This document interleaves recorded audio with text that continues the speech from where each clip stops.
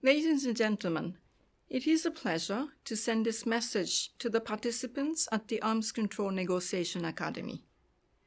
I want to extend my sincere thanks to Harvard University for convening this valuable program. The lessons you're learning are so critical as the world again is at a turning point in history. It is no coincidence that you are in Reykjavik, where nearly 35 years ago, the world came within a sentence of a plan to eliminate nuclear weapons. Despite the inability to scale those great heights, the Reykjavik Summit kickstarted a defining period in disarmament that led to a safer and more secure world for all. I hope that this history of success will inspire you to the same levels of ambition. Today, the environment is very different. It is plagued by the absence of trust and dialogue. As relations between nuclear-armed states continue to corrode, nuclear weapons are increasingly prominent. Vast sums are spent on weapons that are faster, stealthier, and more accurate. As the rattling of nuclear sabers became louder, we inch closer to that one mistake, that one miscalculation that tips us into the abyss. The disarmament and arms control challenges we face are more complicated. The nuclear order is no longer characterized by bipolarity.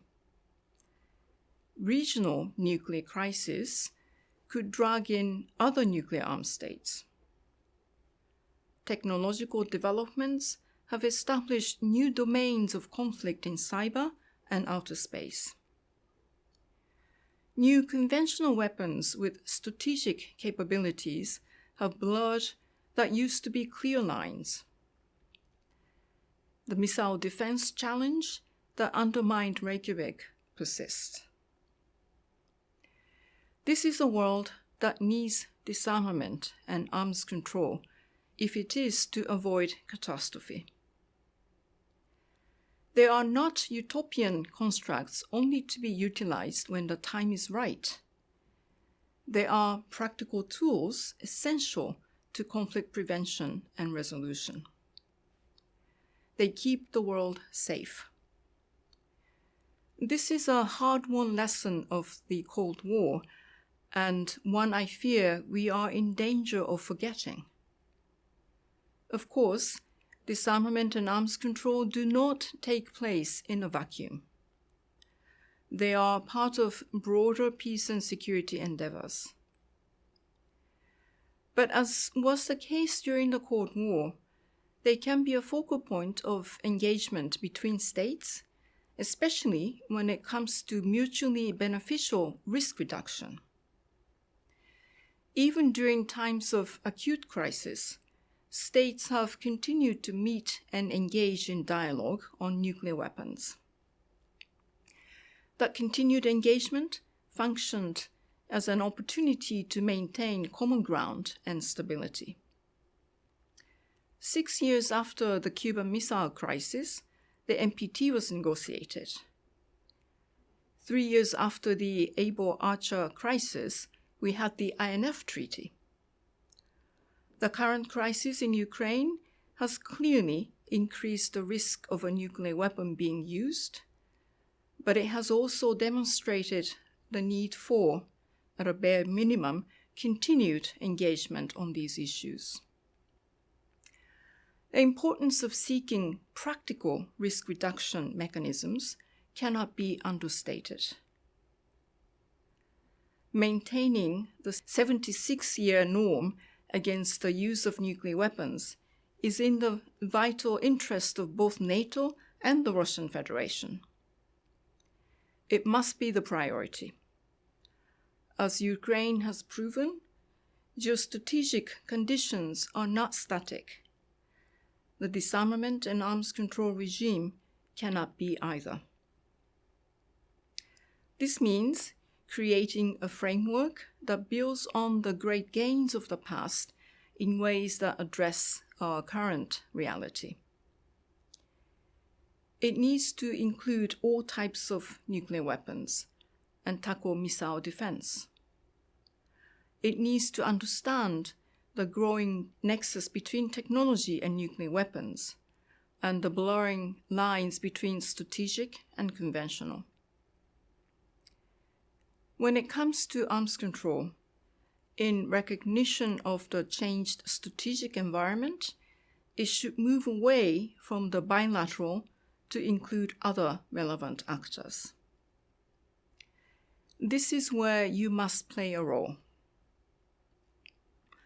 As part of the largest generation in history, today's young people hold tremendous power and responsibility.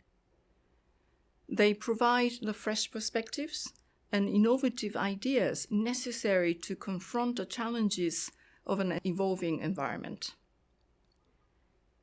Preparing the next generation of disarmament and arms control practitioners is essential for our collective security. We cannot allow the lessons of the past to be unlearned, but to build on them for the future. The Office for Disarmament Affairs is committed to providing the next generation of practitioners and the generations after that with the skills and knowledge they need. The Youth for Disarmament initiative creates space for young people from diverse backgrounds to contribute to disarmament issues. Our Youth Champions for Disarmament project provides training for 10 champions from across the world, empowering them to work for disarmament in their communities. And our Disarmament Fellowship trains young diplomats in the ins and outs of the multilateral disarmament machinery to enable their future role as practitioners. UNODA also partners with the organizations such as the Organization for Security and Cooperation in Europe, OSCE, through the Scholarship for Peace, Security and Disarmament to engage particularly young women professionals in this field, and British American Information Security Council, or BASIC, by facilitating collaboration between young professionals from around the world to develop innovative policy solutions to nuclear threats.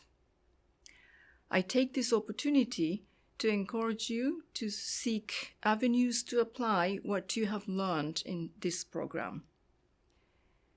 You have a willing partner in the UN Office for Disarmament Affairs, and I look forward to working with all of you. I thank you very much for your attention.